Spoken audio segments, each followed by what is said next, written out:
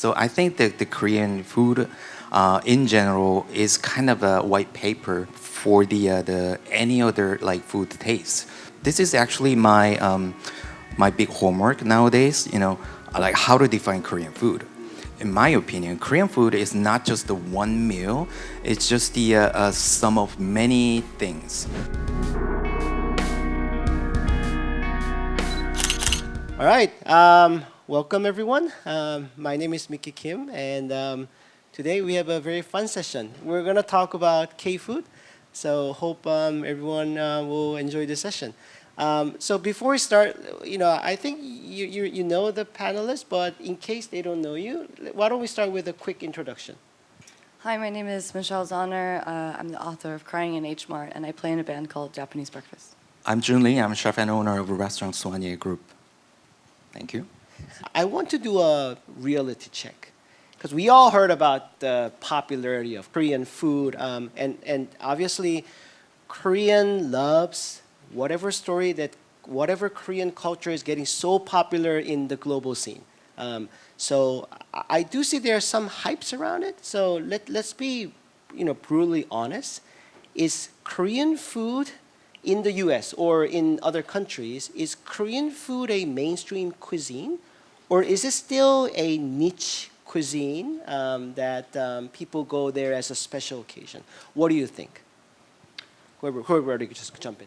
I mean, coming from the U.S., I would say that it's become a mainstream cuisine. I mean, I think it depends on how you want to define mainstream cuisine. Here's my definition of mainstream cuisine. Let's say you're going out for a lunch with your colleagues.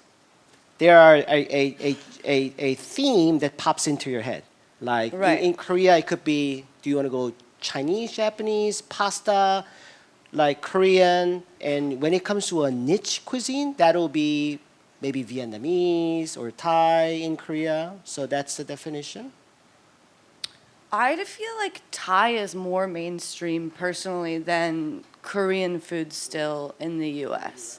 And I think it depends on, if you're in New York City or in LA or if you're in Fort Worth, Texas. I think someplace like, El Paso or somewhere in New Mexico, it might be kind of hard still to find Korean food. And if you ask like a 60-year-old man in El Paso if he knows anything about Korean food, he might not. So in that sense, I don't know if Korean food has reached the same level of mainstream popularity as, for example, like Mexican food in the US, just based on the proximity of the regions alone. And also we don't quite have like a fast food chain. There's no Panda Express equivalent of Korean food. Yet. Yeah, I'm sure David Chang is like 5 years away from that. Definitely. I highly agree with Michelle. But as a chef, I think Korean food is still in a niche market, but it's on the starting position of the race to be a mainstream because, I traveled more than 8 countries in this year, mostly in Asia. But I feel like everyone at least can say some Korean food name, even though they have no idea what that is. But they collected all kind of information from drama or music, all that things. But I think that's a sign of being a mainstream. You firstly understand or just enjoy certain word or certain sounds or certain flavor, and then you got some interest. And whenever you have a chance to go out with your friend, then you start all of a sudden you feel like, oh, why would I want to try some Korean food? Because I know certain Korean word, but I want to try it.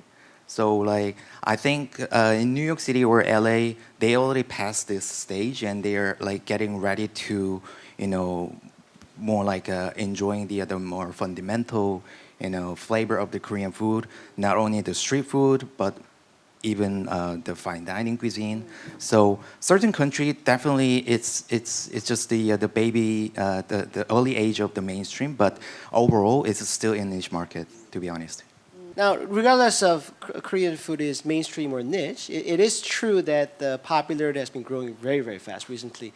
Now, what do you think are the main factor behind this popularity?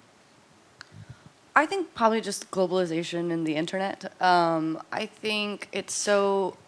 I'm really of the opinion that that the new generation has lost interest in anything that takes a long time. So I don't think that the new generation is really watching film or even much television anymore. Our new celebrities are these kind of TikTok kids on the internet where you get a sort of snippet into their world in a 30-second video. And so the accessibility of seeing different cultures and what they're eating and the impressionability of witnessing that and then wanting to replicate it is so fast. I mean, I cannot stress enough that how much this, I know this is like not a TikTok talk, but that is a huge reason why a lot of these things become popular is because they become trends. And so the reason why something like 불닭볶음면 or kimbap or 간장게장 even becomes popular on TikTok is because you see a creator eating something like this, you see them being rewarded by these plays, and you want to replicate it. And so these children or adults are making these videos, eating these different types of foods, and then watching themselves get celebrated with that same kind of attention economy. So it's not just Korean food, it's also West African fufu, which I never thought would be something that's popular on the internet. But suddenly I'm learning about this sort of West African cuisine, which is really interesting, or how Inuit people eat different types of fish with cutting with a special knife. So I think the power of that platform and how much it's connected people is a huge part of what's making Korean food much more popular. And then of course the popularity of something like K-pop or K-drama. People are impressionable and they see these foods and they want to know who their favorite, like what their favorite idol is eating. They want to feel close to them. They want to experience that as well. So I think those things are the leading factors of why Korean food in particular is becoming so popular. I think Korean food is very versatile. Yeah. You know, each country have their own food, and but some country their characters are quite strong. But in terms of Korean food, I don't believe Korean food has a very strong character in a good way. You know, we have plenty of seafood and red meat, white meat, vegetarian culture, vegan culture, and like raw seafood and raw meat. Pretty much any possible form that you can expect from the cuisine side, we have all. You know, obviously Japan has kind of they have all too in China as well. But like whenever I meet the people around the world, they have at least one or two aspect of the Korean food they can love about. You know, I think that's the not the main reason, but that might take the major role that like people easily approach the Korean food. Like, you know, when it's not too strong, you can add something to it. So like if you want to make it like an Indian version, you can add a little bit of spice to it. But taking off spice is quite difficult. But adding to it is quite easy. So I think that the Korean food in general is kind of a white paper for the any other like food taste. This is actually my my big homework nowadays. You know, like how to define Korean food. In my opinion, Korean food is not just the one meal.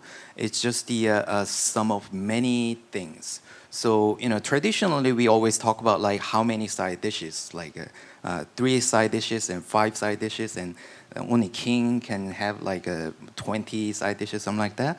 So you know, it's just the sum of many dishes. So there's always at least one thing that someone can like about, you know. So yeah, I think that's a big reason why Korean people are so lovable for the people around the world. Question for Chef Jun. So the rise of the popularity of Korean food, has that changed how you approach your food when you manage your Michelin star restaurant? Yes, it was in 2013 when I opened my restaurant. At the moment, like there was no fine dining food culture at all, and I was I was young and stupid enough to open a fine dining restaurant back in the days. But when I start my restaurant for the kind of a first stage, pretty much everyone, including myself, using just the Korean ingredients with the some French or Italian technique, and just say, oh, this is a modern Korean food. And people actually believe that because they also have no idea what is a Korean fine dining. And it was the easiest way to express the some like modern things. But nowadays, after many years of like witnessing the popularity of the Korean food, and like me myself like get more like knowledge about what's the core philosophy behind the Korean cuisine. Now I approach more like try to utilize the eating habit rather than certain ingredients and certain flavor. People always expect like some kimchi and some spicy things from the Korean food, no matter if it's casual or fine dining. But normally, I believe those certain flavor and ingredients cannot represent the entire Korean eating habit. We actually talk about this in the backstage, but when we talk about tteokbokki, it's 100% Korean food. But we all know that it's like a 1300 years when when Korea accept the red chili from China. Before we accept the chili, tteokbokki is always like little brown color flavored with the soy sauce. And let's think about like if you're living in that era, like red tteokbokki is obviously very contemporary and very futuristic food.